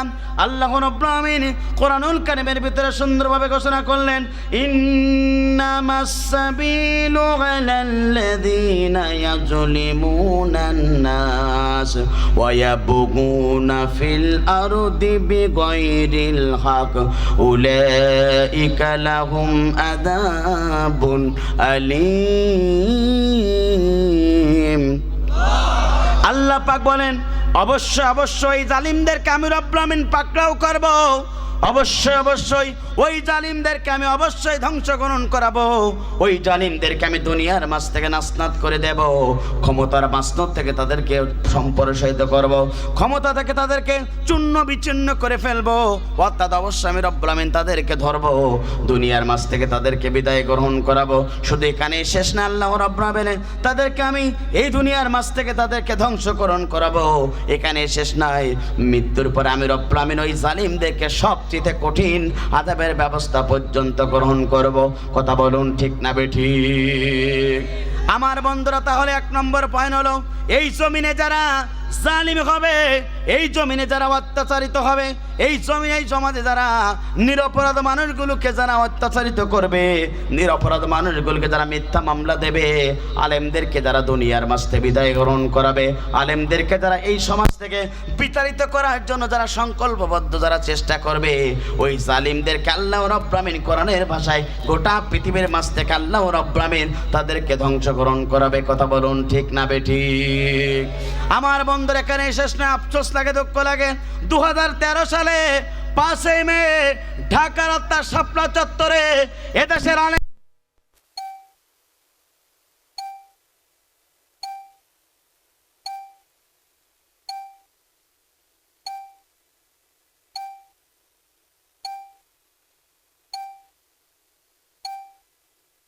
কারণে জালিমরা লাইট অফ করে রাত 3টার ভরে এদেশের অসংখ্য হাফেজদেরকে আলেমদেরকে মিথ্যা অপরাধ দিয়ে দুনিয়ার মাঝ থেকে তাদেরকে ধ্বংসকরণ করা হয়েছে। আমার বন্ধুরা, আলেমদেরকে লাইট অফ করে বুকের উপরে দাঁড়িয়ে দুনিয়ার মাঝ থেকে তাদেরকে বিদায় গ্রহণ করানো হয়েছে। দুনিয়ার কোনো সিসি ক্যামেরাতে যদি রেকর্ড না থাকে, আল্লাহর সিসি ক্যামেরাতে কিন্তু রেকর্ড আছে। কথা বলুন ঠিক না বেঠি? আমার বন্ধুরা, এখানে শেষ নয়। 2006 সালে 28 অক্টোবর এই বাংলাদেশের জন্য কালো একটি দিন। কারণটা হলো এদেশের আম জনতা, ইসলামপন্থী ব্যক্তিগুলা ঢাকার বুকে ইসলামের জন্য, কোরআনের জন্য তারা একটি সমাবেশে গিয়েছিল। ওই সমাবেশে যাওয়ার কারণে এদেশের মুসলমান নাই, গোটা পৃথিবীর মুসলমান দেখলো কোরআনের পক্ষে স্লোগান দেওয়ার কারণে ওই আলেমদেরকে নয়, ইসলামের পক্ষের কর্মীদেরকে তারা পিটাইছে। তারা লোকে বইটাতে মেরে মেরে ওই মৃত্যু লাশের উপরে দাঁড়িয়ে তারা নৃত্য করে গান বাজিয়েছে। কথা বলুন ঠিক না বেঠি? যুগে যুগে যারা এই জালিমের ভূমিকা পালন করবে, যুগে যুগে যারা এই জালিম হবে, আল্লাহর কোরআন বলে ওদের বিরুদ্ধে আমি রব্বুল আমিন ব্যবস্থা গ্রহণ করব, ওদেরকে দুনিয়ার মাঝ থেকে বিদায় গ্রহণ করব। দুনিয়াতে কেউ তাদেরকে ক্ষমতায় রাখতে পারবে না। সে আল্লাহ পাক আছে না নাই? জোরে বলেন আছে না নাই? আমার বন্ধুরা, এখানে শেষ নয়। ইতিহাস প্রমাণ করে যুগে যুগে যারা এই কালেমার দাওয়াত দিয়েছিল, যুগে যুগে যারা হকের দাওয়াত দিয়েছিল, যুগে যুগে যারা সত্যের পক্ষে স্লোগান দিয়েছিল, যুগে যুগে যারা আল্লাহর জমিনে একামতের দিনের কথার কাজ করেছিল, একামতের দিনের যারা কর্মী ছিল, তাদেরকে জুলুম নির্যাতন করেছে। তারপর ওই জালিমরা দুনিয়ার মাঝ থেকে তাদেরকে আল্লাহ পাক ধ্বংসকরণ করিয়েছে। কথা বলুন ঠিক না বেঠি? ইতিহাস প্রমাণ করে। আমার বন্ধুরা, একটু লক্ষ্য করুন, এই পৃথিবীর প্রথম রসুল, নাম তার ছিল নূহ আলাইহিস সালাতু ওয়াস সালাম। তিনিও কালেমার দাওয়াত দিয়েছিল, ইসলামের দাওয়াত দিয়েছিল, জাতির লোকদেরকে জাহান্নাম থেকে বাঁচিয়ে আল্লাহর জান্নাতের পথের ঠিকানার ব্যবস্থা গ্রহণ করিয়েছিল। আমার বন্ধুরা লক্ষ্য করুন, সেই নূহ আলাইহিস সালাতু ওয়াস সালাম কালেমার দাওয়াত দেবার কারণে, হকের দাওয়াত দেবার কারণে জাতির লোকেরা নূহ আলাইহিস সালাতু ওয়াস সালামকে জুলুম করেছে, নির্যাতন করেছে, নূহ আলাইহিস সালাতু ওয়াস সালামকে ধরে ধরে পিটাইছে। তারপরও নূহ আলাইহিস সালাতু ওয়াস সালাম দাওয়াত থেকে, কালেমার দাওয়াত থেকে 1 ইঞ্চি সরে দাঁড়ায় নাই। কথা বলুন ঠিক না বেঠি?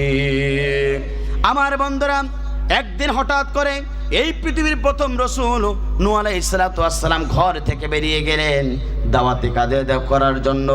বাড়ি থেকে বের হওয়ার পরে পাশে ছিল একটা বাজার, সেই বাজারে পৃথিবীর প্রথম রসুল নূহ আলাইহিস সালাতু ওয়াস সালাম দিনের দাওয়াত দেওয়ার জন্য বেরিয়ে গেলেন। বাজারে গেলেন, কিছু যুবক ছেলেদেরকে দেখলেন। নূহ আলাইহিস সালাতু ওয়াস সালাম ওই যুবকদেরকে ডাকলেন, যুবকদেরকে ডেকে বললেন, ও আমার কলিজার টুকরা যুবকেরা, আমি নিশ্চিত দেখতে পাচ্ছি তোমরা যে পথে আছো, এই পথে তোমরা মৃত্যুবরণ করো, নিশ্চিত তোমরা জাহান্নামে চলে যাবে। আমি নূহ বলছি, শোনো শোনো শোনো, তোমরা আল্লাহর প্রতি মানানো, তোমরা আমার প্রতি মানানো, আমি একজন আল্লাহ রসুল, আমি একজন সতর্ককারী। ও আমার কলিজার টুকরা যুবকেরা, তোমরা ঈমান গ্রহণ করো, ইসলামের পথে চলে আসো। নূহ আলাইহিস সালাতু ওয়াস সালাম যখন এই কালেমার দাওয়াত দিয়েছিল, ওই দুষ্ট যুবকেরা কালেমা গ্রহণ করলো না, বরঞ্চ নূহ আলাইহিস সালাতু ওয়াস সালামকে হাত দুটো ধরে ফেললো, পা দুটা বেঁধে ফেললো, 2টা হাত এবং 2টা পা বেঁধে নূহ আলাইহিস সালাতু ওয়াস সালামকে পিটাইছে। রাস্তার উপরে রেখে পিটাতে পিটাতে রক্তাক্ত করা হয়েছে, একজন পয়গম্বরকে বেহুশ পর্যন্ত করা হয়েছে। তারপর নূহ আলাইহিস সালাতু ওয়াস সালাম জাতির যুবকদের জন্য তিনি বদদুয়া দেন নাই। কথা বলুন ঠিক না বেঠি? আমার বন্ধুরা, সন্ধ্যা হয়ে গেল, নূহ আলাইহিস সালাতু ওয়াস সালাম হুঁশটা ফিরে আসলো, বাড়ি চলে আসলো। আসার পরে প্রিয় স্ত্রীকে বলেন, ও আমার স্ত্রী, শুনে রাখো প্রিয়তমা, আমি দিনের দাওয়াত নিয়ে গিয়েছিলাম বাজারে, কিছু যুবকদেরকে দেখলাম দিনের দাওয়াত দিয়েছিলাম, কিন্তু ওই দুষ্ট যুবকেরা দিন ইসলাম কবুল করলো না, কালেমা গ্রহণ করলো না, বরঞ্চ আমাকে ধরেছে, 2 হাতটা বেঁধে ফেলেছে, 2টা পা বেঁধে ফেলেছে, আমাকে পিটাইছে, রক্তাক্ত করেছে, বেহুশ পর্যন্ত করা হয়েছে। নিশ্চিত তারা মৃত্যুভাবে আমাকে রেখে চলে গিয়েছে। আমি সন্ধ্যার পরে হুঁশ ফিরে পেলাম। ও আমার প্রিয়তম স্ত্রী, তুমি আমার জন্য সেবা করো, সুস্থ করার জন্য চেষ্টা করো। নূহ আলাইহিস সালাতু ওয়াস সালাম আলাইহিসসালাম যখন এই কথা তার প্রিয়তম স্ত্রীকে বললেন, সঙ্গে সঙ্গে স্ত্রী বললেন, ও আমার স্বামী শুনে রাখো, তোমার মতন পাগল আসমানের নিচে জমিনের উপরে একজন হতে পারে না। একবার জোরে জোরে বলেন নাউজুবিল্লাহ।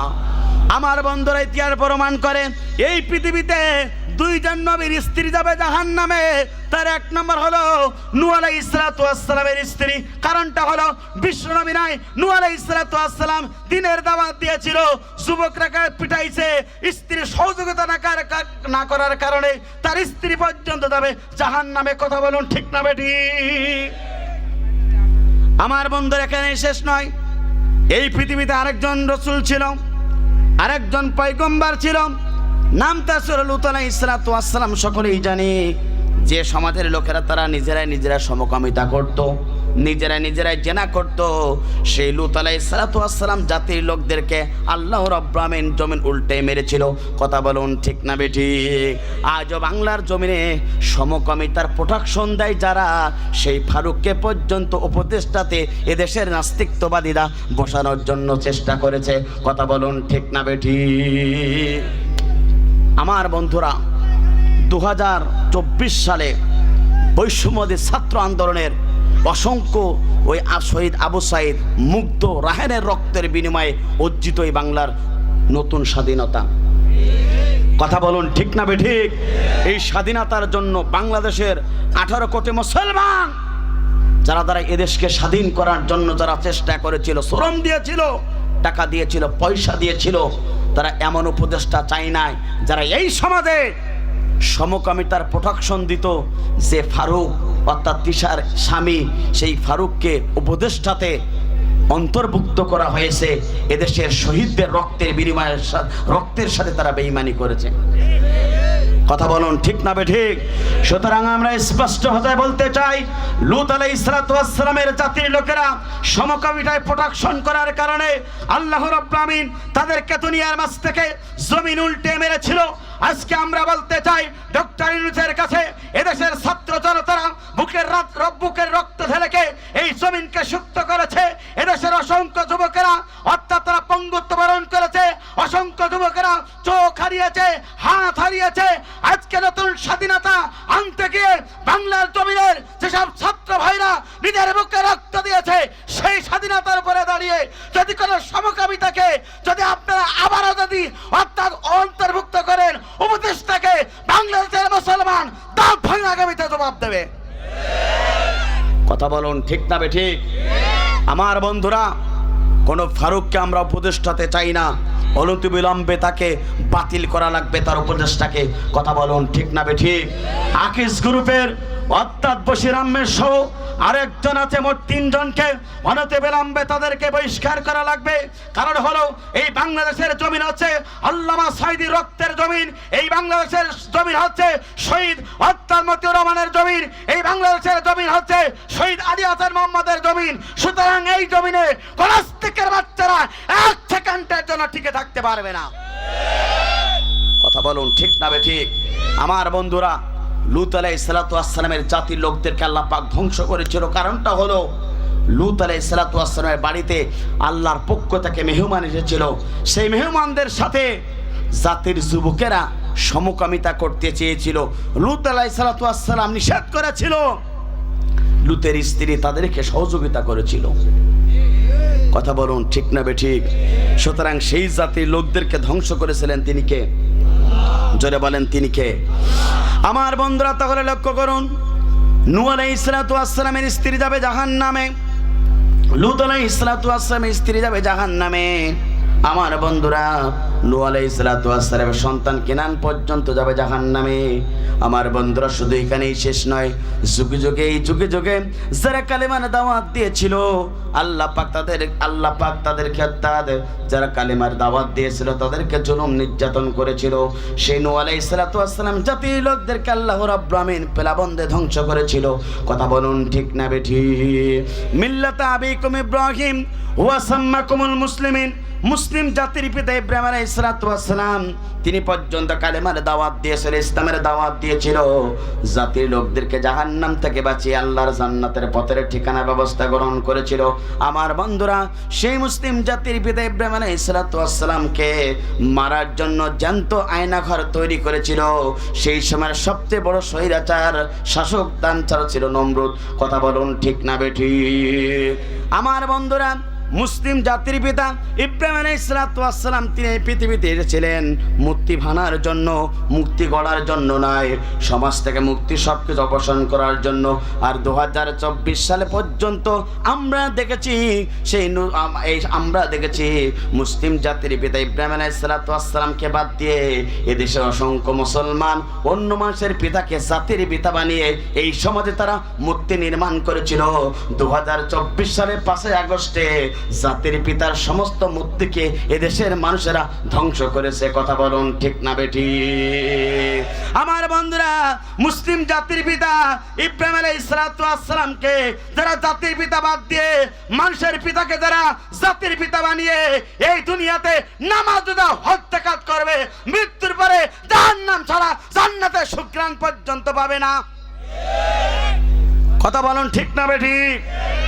আমার বন্ধুরা লক্ষ্য করুন, তাহলে ইব্রাহিম আলাইহিসসালাতু ওয়াসসালাম দিনের দাওয়াত দিয়েছিল, নমরুদ তার জুলুম করেছিল, নমরুদ তাকে মারার জন্য চেষ্টা করেছিল, নমরুদ তাকে জ্যান্ত আয়নাঘর বানিয়েছিল। আর আল্লামা সাঈদী সহ এদেশে অসংখ্য হক্কানি ব্যক্তিগুলা কালেমার দাওয়াত দিয়েছিল, জ্যান্ত ফেরাউনের বাচ্চারা জ্যান্ত আয়নাঘর বানিয়ে আলেমদেরকে মৃত্যুর মুখে ঠেলে দিয়েছিল। কথা বলুন ঠিক না বেঠিক?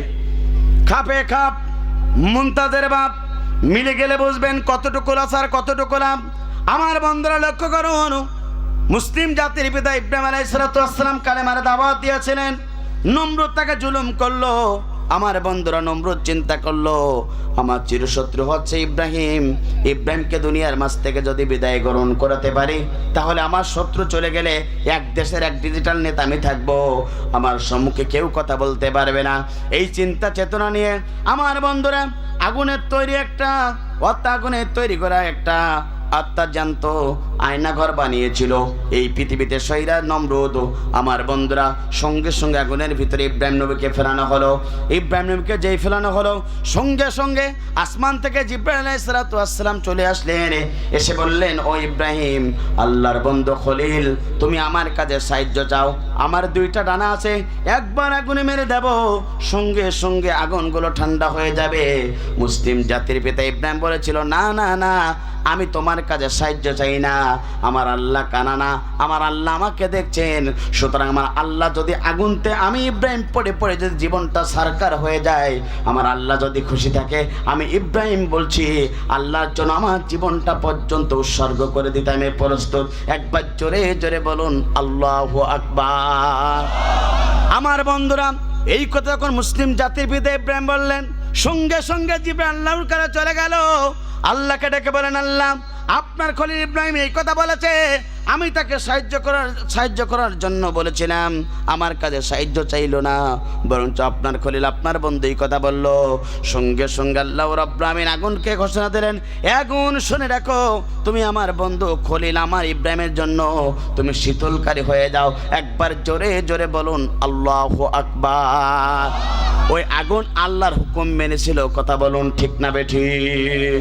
কিছুক্ষণ পরে নমরুদ চলে আসলো আগুনের কাছে, এসে বলল, আগুন কি হলো? তোমার মনে হয় আগুনের তেজ কমে গিয়েছে? সঙ্গে সঙ্গে আগুনের জবান খুলে গেল।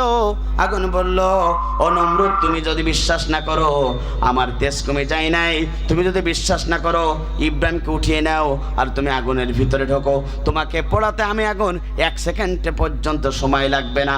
একবার জোরে জোরে বলুন আল্লাহু আকবার। সেই জান্ত আয়নাঘর থেকে মুসলিম জাতির পিতা ইব্রাহিমকে বাঁচিয়েছিলেন তিনি কে? সে আল্লাহ পাক এখন আছে না নাই? জোরে বলেন আছে না নাই? আমার বন্ধুরা, ওই আয়না ঘরে বাংলাদেশের কৃতি সন্তান, কুষ্টিয়ার কৃতি সন্তান মুফতি আমির হামজাকে ঢোকানো হয়েছিল। ওই আয়না ঘরে শাইখুল হাদিস আল্লামা মামুনুল হককে ঢোকানো হয়েছিল। ওই আয়না ঘরে মুফতি কাজী ইব্রাহিমকে ঢোকানো হয়েছিল। অসংখ্য আলেমদেরকে আয়না ঘরের ভিতরে ঢুকে ডিবি হারুন তাদেরকে নির্জুলুম নির্যাতন করেছিল। সবকিছু অপেক্ষা করে মুসলিম জাতির পিতা ইব্রাহিমকে দেওয়ার আল্লাহ রাব্বুল আমিন রক্ষা করেছিল। হক্কানি আলেমদেরকে আল্লাহ রাব্বুল আমিন ওই আয়না ঘর থেকে রক্ষা করেছিল। কথা বলুন ঠিক না বেটে? সে আল্লাহ পাক আছে না নাই? জোরে বলেন আছে না নাই? এখানে শেষ নাই প্রিয় বন্ধুরা। সেই ইব্রাহিমকে আল্লাহ রাব্বুল আমিন বাঁচিয়ে রাখলেন। নমরুদকে গোটা পৃথিবীর মাঝে লাঞ্ছিত করলেন, অপমানিত করলেন, ন্যাংরা মশা দিয়ে জুতা পিটা করে দুনিয়ার সম্মুখে আল্লাহ পাক তাকে লাঞ্ছিত করলেন। সে আল্লাহ পাক আছে না নাই? জোরে বলেন আছে না নাই? এখানে শেষ নাই প্রিয় বন্ধুরা। এই পৃথিবীর সবচেয়ে বড় স্বৈরাচার শাসক, নাম তার ছিল ফিরাউন। তিনি পর্যন্ত জুলুম করেছিল মুসার প্রতি। আমার বন্ধুরা একটু লক্ষ্য করুন, এই পৃথিবীতে মুসা আলাইহিস সালাতু ওয়াস সালাম দিনের দাওয়াত দিয়েছিল, ইসলামের দাওয়াত দিয়েছিল। আমার বন্ধুরা, ইসলামের দাওয়াত দেওয়ার কারণে সেই ফিরাউন সহ্য করতে পারে নাই। মুসাকে মারার জন্য চেষ্টা করেছিল, মুসাকে হত্যা করার জন্য চেষ্টা করেছিল। হত্যা অনেক বড় ঘটনা, সামান্য একটু কথা বলে যায়। আমার বন্ধুরা, মুসা আলাইহিস সালাতু ওয়াস সালাম একদিন হঠাৎ করে চলে গেল আল্লাহর হুকুমে, অর্থাৎ ফিরাউনের রাজদরবারে। ফিরাউনের রাজদরবারে তারা দুইজন ভাই, মুসা আলাইহিস সালাতু ওয়াস সালাম এবং হারুন আলাইহিস সালাতু ওয়াস সালাম, দুই ভাই, মুসার অর্থাৎ দুই ভাই চলে গেল ফিরাউনের রাজদরবারে। যে সময় ঘরের ভিতরে প্রবেশ করবে, সঙ্গে সঙ্গে ফিরাউন প্রশাসন বাহিনী বলল, ও ফিরাউন, আপনার সম্মুখে মুসা তো কালেমার দাওয়াত নিয়ে চলে আসছে। সঙ্গে সঙ্গে ফিরাউন বলে, তোমরা আমাকে ছেড়ে দাও, আক্তুল মুসা, আমি মুসাকে হত্যা করব। প্রশাসন বাহিনী বলল, কি কারণে আপনি তাদেরকে হত্যা করবে? সঙ্গে সঙ্গে ফিরাউন বলল, ইন্নী আখাফু, আমার ভয় হয়, আমার টেনশন হয়, মুসা এই জমিনে আমার দিন পরিবর্তে তার দিন যদি বাস্তবায়ন হয়ে যায়, আমি ফিরাউন এক সেকেন্ডের জন্য এই সমাজে টিকে থাকতে পারবো না। কথা বলুন ঠিক না বেঠিক? আমার বন্ধুরা, সে সময় ফিরাউন চিন্তা করেছিল, মুসার জীবন ব্যবস্থায় সমাজে যদি কায়েম হয়ে যায়, আমি ফিরাউন এক সেকেন্ডের জন্য চিন্তা আপনার টিকে থাকতে পারবো না। এই ফিরাউনটা এটাই চিন্তা করেছিল, গোটা বাংলাদেশে যদি কোন প্রান্তে লিল্লাহে তাকবীর স্লোগান যদি ওঠা যায়, এক সেকেন্ডের জন্য এই সমাজে অবৈধ চেয়ারকে টিকিয়ে রাখতে পারবো না। আমার বন্ধুরা, ফিরাউনের একটা কথায় ফিরাউন ধ্বংস হয়েছিল, আর এই ফিরাউন তার একটি কথায় ধ্বংস হয়েছে। কথা বলুন ঠিক না বেঠিক? সে বলেছিল, আমার চিন্তা হয়, আমার মনে হয় এই সমাজ যদি মুসার জীবন ব্যবস্থা প্রতিষ্ঠা হয়ে যায়, আমার কিছুই থাকবে না। আর আল্লাহ রাব্বুল আমিন এই ফিরাউনকে একটা কথার পরিবর্তে আল্লাহ পাক তাকে ধ্বংস করেছিল। চাকরি আমি মুক্তি দেব না, তো দেব কি রাজাকারের বাচ্চাদের? রাজাকারের বাচ্চা কথা বলার কারণে রাজাকাররা বাংলাদেশে ব্রান হয়ে গেল, আর এই ফিরাউন দুনিয়ার মাঝ থেকে ধ্বংস হয়ে মামুর বাড়ি দিল্লিকে পড়লো। কথা বলুন ঠিক না বেঠিক? আমার বন্ধুরা, এই জন্য আপনাদেরকে বলতে চাই, যুগে যুগে যারা ফিরাউনের কায়দায় এই দুনিয়াতে থাকবে, ইন্না বাশশা রাব্বিকা লাশাদীদ, দুনিয়ার মাঝ থেকে আল্লাহ পাক তাদেরকে ধ্বংস করবে। সে আল্লাহ পাক আছে না নাই? জোরে বলেন আছে না নাই? আমার বন্ধুরা, এই জন্য সঙ্গে সঙ্গে মুসাকে মারার জন্য ফিরাউন তার দরবার সহ পেছন দেখতে মুসাকে বানার জন্য তাবড় দিল। এবার মুসা আলাইহিস সালাতু ওয়াস সালাম চলে গেল নদীর পাশে। আমার বন্ধুরা, নদীর পাড়ে যখন গেল, সঙ্গে সঙ্গে মুসা টেনশনে পড়ে গেল। আল্লাহকে বলে, আল্লাহ, পিছনে আছে ফিরাউনের বাহিনী, সামনে আছে পানি, এখন আমি মুসা কি করি? আল্লাহ পাক মুসাকে বলল, মুসা, তুমি টেনশন করো না, তুমি চিন্তা করো না, তোমার হাতে একটা লাঠি আছে, এই লাঠিটা দিয়ে তুমি নদীর উপরে একটা বাড়ি মেরে দাও। সঙ্গে সঙ্গে আল্লাহর হুকুমে মুসা আলাইহিস সালাতু ওয়াস সালাম নদীর উপরে একটা বাড়ি মেরে দিল। সঙ্গে সঙ্গে মুসা আলাইহিস সালাতু ওয়াস সালাম নদীর উপরে বাড়ি মেরে দিলে তখন 12টি পথ হয়ে গেল। তখন একবার জোরে জোরে বলুন আল্লাহু আকবার। 12টা পথ যখন হয়ে গেল, মুসা আলাইহিস সালাতু ওয়াস সালামকে আল্লাহ পাক বলেন, ও মুসা তুমি টেনশন করো না, তোমার সমস্ত বাহিনী নিয়ে এই 12টি পথ ধরে তুমি তোমার নিরাপদ স্থানে চলে যাও। সঙ্গে সঙ্গে মুসা আলাইহিস সালাতু ওয়াস সালাম তার জাতির লোকদেরকে নিয়ে তিনি অর্থাৎ নিরাপদ স্থানে চলে গেলেন। যখন রাস্তা অর্থাৎ অতিক্রম করে চলে গেলেন, ওই রাস্তা ধরলেন আমার বন্ধুরা ফেরাউনের দলবল সহ। আল্লাহ পাক বললেন, ফেরাউন শোনো, গতদিন পর্যন্ত আমার কালিমুল্লাহ মুসাকে তুমি জ্বালাইছো, অত্যাচার নির্যাতন করেছো। আজকে শোনো, তোমাকে দুনিয়ার মস্তে বিদায় গ্রহণ করানো হবে। সঙ্গে সঙ্গে আমার বন্ধুরা ওই রাস্তার পরে যখনই উঠলেন, সঙ্গে সঙ্গে আল্লাহ রাব্বুল আমিন একটা হুকুম দিলেন, পানি তুমি তোমার কার্যক্রম শেষ করে দাও। আমার বন্ধুরা সঙ্গে সঙ্গে একটা বাড়ি মেরে দিল, সমস্ত রাস্তা নষ্ট হয়ে গেল।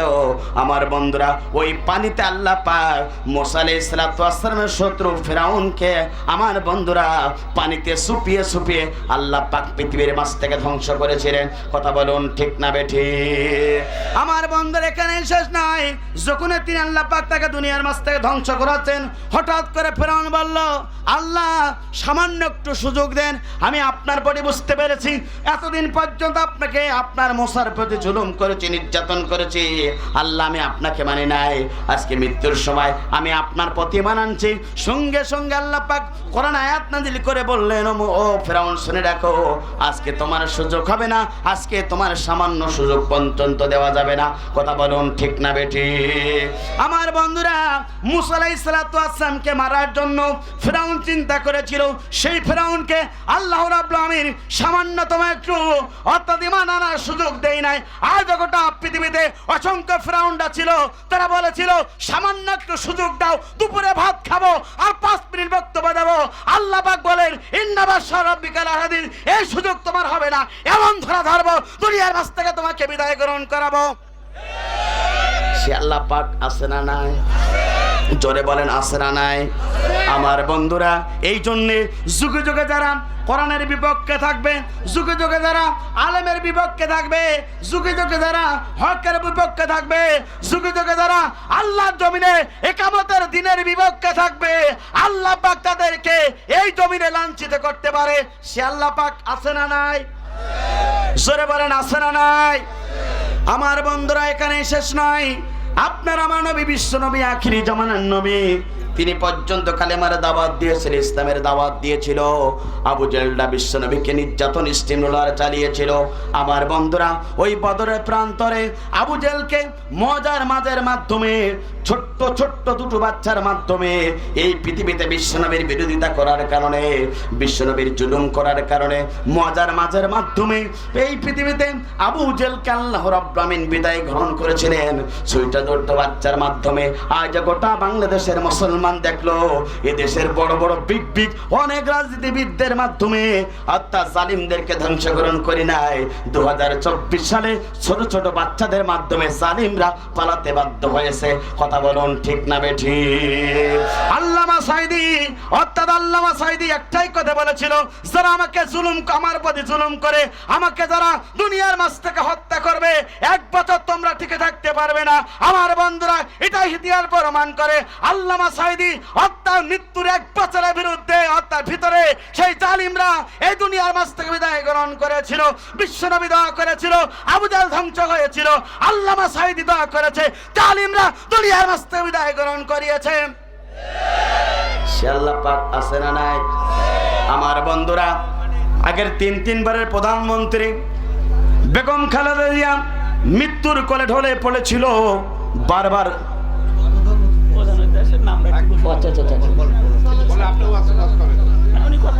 আলহামদুলিল্লাহ। ও আমি তো বুঝতে পারি না, আমি তো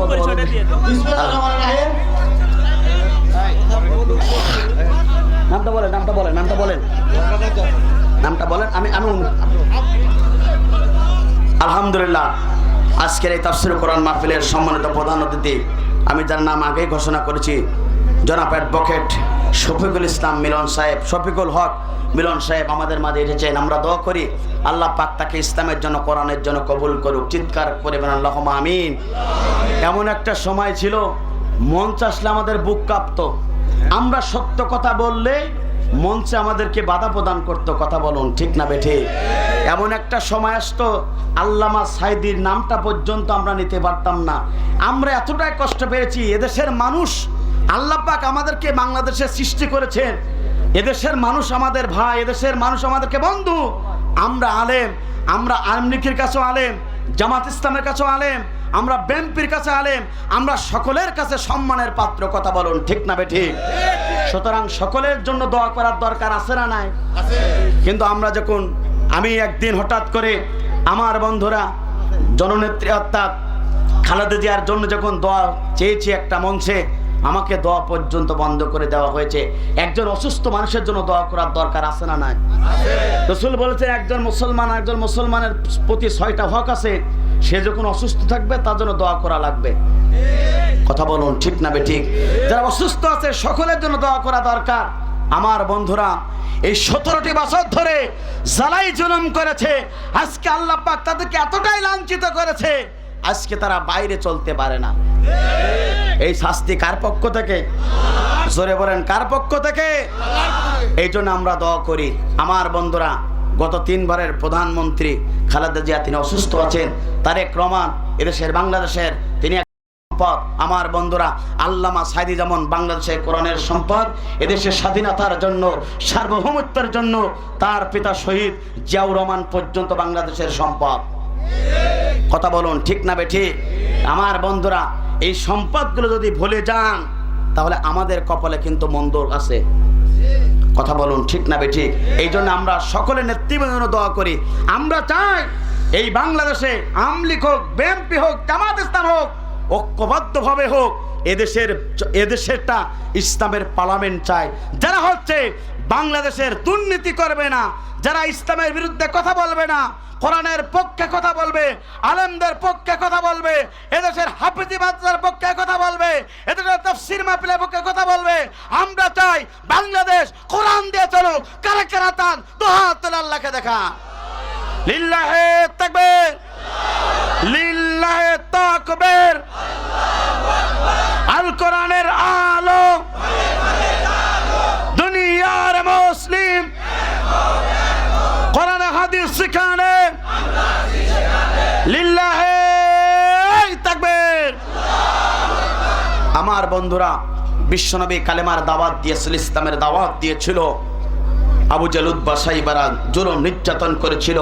আমার বন্ধুরা সে আবু জেলকে ধ্বংস করেছিলেন তিনি কে? জোরে বলেন তিনি কে? আমার বন্ধুরা তাহলে লক্ষ্য করুন, আমার বন্ধুরা লক্ষ্য করুন, তাহলে 1 নম্বর কারণ হলো যুগে যুগে যারা জালিম হবে, যুগে যুগে যারা ইসলামের বিরুদ্ধে কথা বলবে, কালেমার বিরুদ্ধে কথা বলবে, এই সমাজের জালিম হবে। আল্লাহ পাক কোরআন বলে তাদেরকে আমি অবশ্যই ধ্বংসকরণ করব, মৃত্যুর পরে তাদেরকে আমি অবশ্যই সবচেয়ে কঠোর শাস্তির ব্যবস্থা গ্রহণ করব। এই জন্য আজকে রাজশাহীবাসী, মোহনপুরবাসী আপনাদেরকে বলতে চাই, আমরা ইসলামের পক্ষে থাকতে চাই, কোরআনের পক্ষে থাকতে চাই। আমরা মানুষের প্রতি জুলুম করব না, নির্যাতন করব না, বরং এই পৃথিবীতে আমরা দ্বীনের জন্য কাজ করব। কথা বলুন ঠিক না বেঠি? আল্লাহ রাসূলের সবচেয়ে দ্বীনের জন্য সহযোগিতা করেছেন রাসূল। তরুণ যুবক সাহাবীগণ, আমার বন্ধুরা আজকের এই যুবকেরা আজকে কোরআনের মিলন মেলা আয়োজন করেছে। আমার বন্ধুরা লক্ষ্য করুন, বিশ্বনবীর প্রিয় সাহাবায়ে কেরামরা এই জমিনে ইসলামের জন্য কত কষ্ট করেছে, কালেমার জন্য যত কষ্ট করেছে। আমার বন্ধুরা একটু লক্ষ্য করুন, বিশ্বনবীর তরুণ একটা যুবকের ঘটনা বলে আজকে আমার আলোচনাটা আমি শেষ করতে চাই। প্রিয় বন্ধুরা লক্ষ্য করুন, আল্লাহর নবীর কাছে একজন তরুণ যুবক সাহাবী আসলো। একজন তরুণ যুবক সাহাবী এসে বিশ্বনবীর সম্মুখে দাঁড়ালেন। বিশ্বনবীর সঙ্গে সঙ্গে সাহাবীকে দাঁড়িয়ে বললেন, ও তরুণ যুবক সাহাবী, তুমি কি বিবাহ করবে না? এই কথা যখন বিশ্বনবী তরুণ যুবক সাহাবীকে বললেন, বিশ্বনবীর ওই তরুণ যুবক সাহাবী বললেন, ইয়া রাসূলুল্লাহ, হাবিবাল্লাহ, আমি তো দেখতে কালো, আমার ঠোঁট দুটি ফাটা, পা দুটি পর্যন্ত ফাটা, আহলে সফার সদস্য আমি। ইয়া রাসূলুল্লাহ, হাবিবাল্লাহ, আমাকে এই মদিনার কে কোন মেয়ে আছে যে আমার সাথে বিবাহ করবে? বিশ্বনবীর সম্মুখে যখন এই সাহাবী বললেন, আল্লাহ রাসূল সঙ্গে সঙ্গে ওই সাহাবীর নাম ছিল জুলাইবিব রাদিয়াল্লাহু তাআলা আনহু। একবার জোরে জোরে বলুন আল্লাহু আকবার। সঙ্গে সঙ্গে বিশ্বনবী বললেন, ও জুলাইবিব, তোমার সাথে বিবাহ করবে কোন মেয়ে? তুমি শোনো, আজকে তুমি বাড়িতে ফিরে যাও, কিছুদিন পরে তুমি আমার কাছে আসো, তোমার জন্য অবশ্যই নতুন একটি পাত্রী ব্যবস্থা গ্রহণ করাবো। সঙ্গে সঙ্গে আমার বন্ধুরা বিশ্বনবীর এই তরুণ যুবক সাহাবী বিশ্বনবীর কাছ থেকে ফিরে গেলেন, বাড়িতে চলে গেলেন। কিছুদিন অতিবাহিত হয়ে গেল, রাসূলের প্রিয়তম সাহাবী জুলাইবি বিশ্বনবীর কাছে চলে আসলেন। বিশ্বনবী এবার জুলাইবিকে লক্ষ্য করে বললেন, ও জুলাইবি, তুমি কি বিবাহ করবে না? সঙ্গে সঙ্গে রাসূলের প্রিয়তম সাহাবী দেখতে শুনতে কালো, ঠোঁট দুটি ফাটা, আমার বন্ধুরা জুলাইবি বললেন, ইয়া রাসূলুল্লাহ, হাবিবাল্লাহ, এ মক্কার কোন মেয়ে আমার সাথে বিবাহ করবে আমি তো বলতে পারি না, এই জন্য আমার বিবাহ হয় না, আমি কোনো টেনশন করি না। আমার বন্ধুরা বিশ্বনবী সঙ্গে সঙ্গে জুলাইবিকে বললেন, জুলাইবি, তুমি ধৈর্য ধারণ করো, আল্লাহর পক্ষ থেকে অর্ডার আসলে তোমার বিবাহ কার্য আমি রাসূলের সম্বোধন করে দেব। একবার জোরে জোরে বলুন আল্লাহু আকবার। বিশ্বনবীর প্রিয় সাহাবী, তরুণ সাহাবী, দিনের জন্য তারা কত কষ্ট করেছিল, এই জমিনে হকের জন্য তারা কত কষ্ট করেছিল, এই জমিনে আল্লাহর জমিনে দিন প্রতিষ্ঠা করার জন্য তারা কষ্ট করেছিল। 2024 সালে পর্যন্ত এই জমিনে বাংলাদেশের তরুণ যুবকেরা পর্যন্ত এই জমিনটাকে সুন্দরভাবে সাজানোর জন্য তারা রক্ত পর্যন্ত দিয়েছে। কথা বলুন ঠিক না বেঠিক? তরুণ যুবকদের বুকের রক্ত গলা জমিনে সিক্ত হয়েছে। মনে পড়ে যায় শহীদ আবু সাইদের কথা, দুহাতটা পেতে যখন ওই সপ্তাহে বুলেটের সম্মুখে যখন দুইটা হাত উঁচু করে বলল, আমার বুকের রক্তগুলো যদি এই জমিনে সিক্ত করতে হয় আমি আবু সাইদ প্রস্তুত আছি, তবে জালিম মুক্ত সমাজ চাই। কথা বলুন ঠিক না বেঠিক? এই রাজশাহীর অসংখ্য যুবকেরা তারাও পর্যন্ত এই জমিনে দাঁড়িয়ে হাত উঁচু করে বলেছিল, জমিনে আমরা জুলুম মুক্ত চাই, বুকে আমাদের রক্ত চলে যাক, তারপর আমরা জালিম সমাজ দেখতে চাই না। কথা বলুন ঠিক না বেঠিক? আল্লাহ রাসূলের প্রিয় সাহাবী জুলাইবি বিশ্বনবীর কাছ থেকে চলে গেলেন।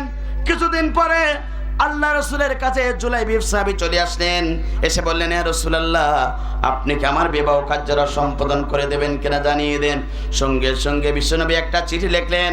ওই মক্কার নাই মদিনার একজন আনসার সাহাবী ছিলেন, ওই আনসার সাহাবীর একটা মেয়ে, সুন্দরী মেয়ে ছিল। একটা বিশ্বনবী চিঠি লিখলেন, চিঠিতে লেখা ছিল, আনসার সাহাবী, তোমার মেয়ের সাথে, সুন্দরী মেয়ের সাথে আমি একটি ছেলে পাঠালাম, যুবক ছেলে। চলে যাচ্ছে? আচ্ছা আচ্ছা, প্রিয় বন্ধুরা, আমার সময় সংক্ষেপ, আমার সময় চলে গেছে, আমি বুঝতে পারি নাই, আমাকে লিখেও দেই নাই। আমার বন্ধুরা বিশ্বনবীর প্রিয় সাহাবী ঘটনা বলে আমি শেষ করতে চাই, যেহেতু প্রধান মেহমানের চেন, প্রধান বক্তা আলোচনা করবেন।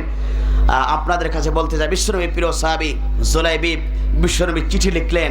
চিঠির লেখা ছিল, আনসার সাহাবী, তোমার সুন্দরী মেয়ের সাথে এই জুলাইবির বিবাহ তুমি সম্পাদন করে দেবে। চিৎকার করে বলেন আল্লাহু আকবার। বিশ্বনবীর তরুণ যুবক সাহাবী, বিশ্বনবী দিনের জন্য যুবক সাহাবীরা সবচেয়ে সহযোগিতা করেছেন। আমার বন্ধুরা খাব্বাব, খুবাইব, মেকদার সহ অসংখ্য যুবক সাহাবীরা রাসূলের দিনের জন্য সহযোগিতা করেছেন। ও আমার রাজশাহীবাসী, মোহনপুরবাসী, আল্লাহ রাসূলকে সবচেয়ে সহযোগিতা করেছেন তরুণ যুবক সাহাবীরা।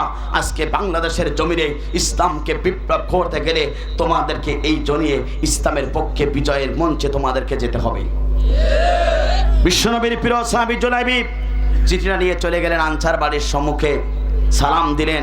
ঘর থেকে আনসার সাহাবী চলে আসলেন, চিঠিটা দেখলেন। এই চিঠিটা লেখা ছিল রাসূলের হাতের লেখা। ও সাহাবী, চিঠিটা পাবে যখন তোমার মেয়ের সাথে তোমার সম্মুখে দাঁড়িয়ে থাকা ছেলের সাথে বিবাহ দেবে, তখন জিজ্ঞাসা করলেন জুলাইবিবকে, ও জুলাইবিব, তোমার নামটা কি?